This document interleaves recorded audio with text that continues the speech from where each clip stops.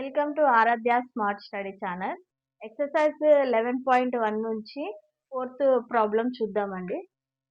దీన్ని మీరే ట్రై చేయాలి. నేను ఎక్స్‌ప్లెయిన్ చేస్తాను. Cos A = 12/13. కాస్ అంటే ఏంటిది మనకి?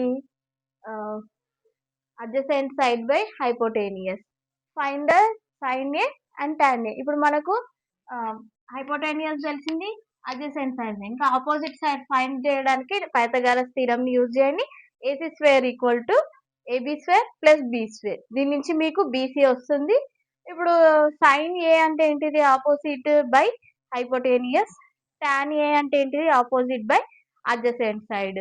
ఇప్పుడు మనకు ఇవి కాస్ A = 12/13 గదా! అంటే ఇవి రేషియోస్‌లో ఉన్నాయి. మనం దీనికి ఒక వేరియబుల్ Kని పాజిటివ్‌గా నంబర్ అనుకుంటున్నాం. K వేరియబుల్‌ని వాటికి మల్టిప్లికేషన్ చేస్తే అవి సైడ్స్‌లోకి కన్వర్ట్ అవుతాయి. ఇదొకసారి ట్రై చేసి ఆన్సర్‌ని కామెంట్‌లో చెప్పండి. Thank you.